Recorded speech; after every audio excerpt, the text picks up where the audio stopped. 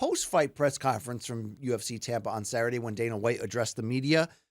And Luke, Dana White 100% guaranteed that UFC fans can expect Jon Jones versus Tom Aspinall in a must-see heavyweight title unification in 2025. But Luke, even though we have heard nothing but mixed messages from Jones on this exact topic, his track record, meaning Bones, pretty damn good outside of the UFC 151 debacle.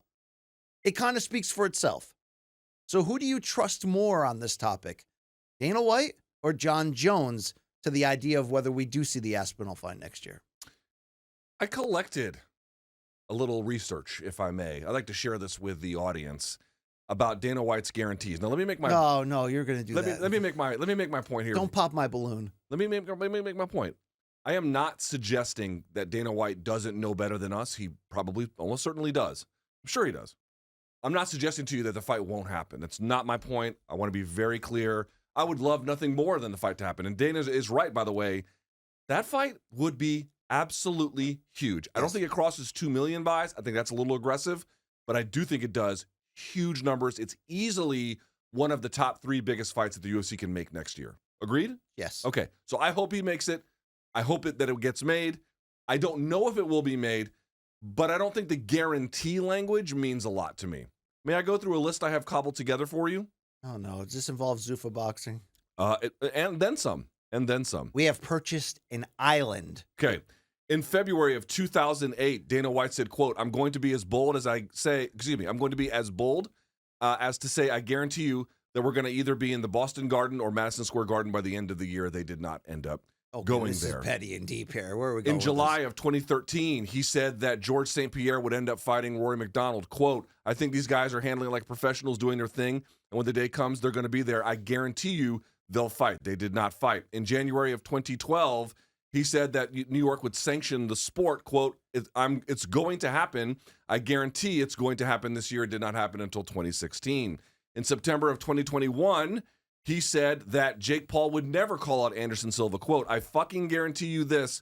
You ain't going to see Jake Paul calling out Anderson Silva. That is not going to happen. I promise you. He, in fact, did go on to fight him and then beat him. In October of 2012, he said that Jon Jones would fight, by the way, Anderson Silva. Quote, I guarantee you that fight will absolutely happen. It did not end up happening. In October of 2019, he said he was going to work with Zuffa Boxing, and guess who?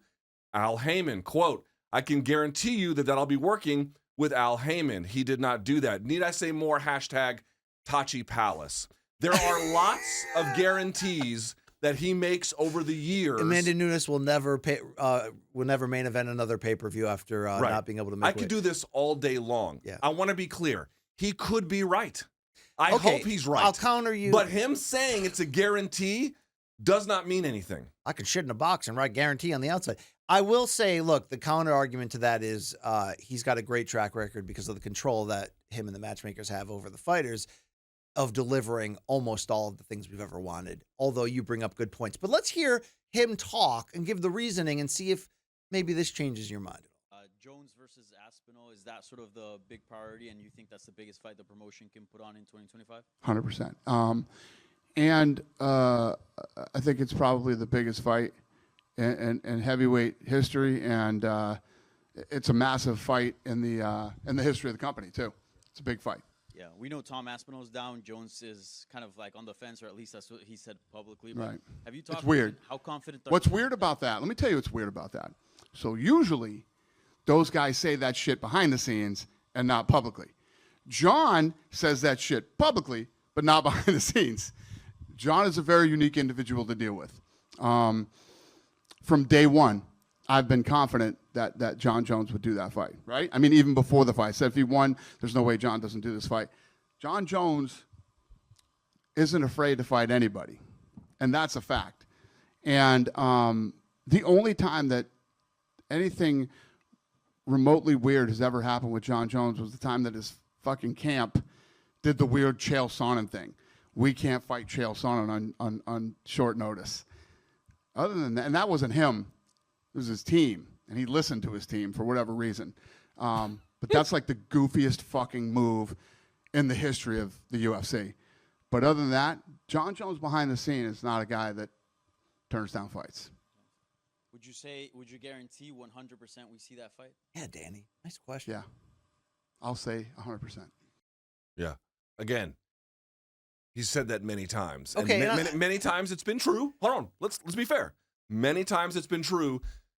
Many times it has not been true. Okay, but the point he makes about Jon's track record, I do think needs to be taken into consideration. But is he missing the 3 years that Jon sat out while Ngannou was in the title picture and then coming back the second Ngannou leaves? Like, is Dana right where he says outside of that UFC 151 moment, Jon has always been about fighting the best? Or is this Dana trying to take the attention off of what this is really about, which is Jon wanting to be paid like he's the greatest of all time, which we have on record said he deserves? I mean, we just got off the last media cycle where Dana goes, hey, Merab stormed into the offices demanding to fight Umar. And then they asked Merab about it. He was like, yeah, maybe he kind of indicated that like they were leaning on him to take the fight. This is what I mean. Again, I hope he's right. He might be right. It would be awesome if he's right. Let's fingers crossed, knock on wood, that he's right. I'm simply telling you, he's a promoter. All right, He's a promoter. I was at 55% coming in belief that this fight will happen next year. Based on these comments, I'll bring it up to 58%. I'm currently at 58% that we. What's the Long Island Luke confidence meter? I was going to go 60%. Oh yeah, let's go. Let's After get this high on comment. this. After this comment. Come on, get high. Yeah. Even though I have a demonstrated record of him making guarantees that don't come true. I do want to nitpick at one of your Yes. guarantees was that Jake Paul will never call out Anderson. Like he's talking about a fighter calling out a fighter. It's not like a UFC fight made guarantee like this is. Sure, that's a little different, but I'm telling you the confidence with which he's you're right. asserting it All right, well let's is hear overstated. So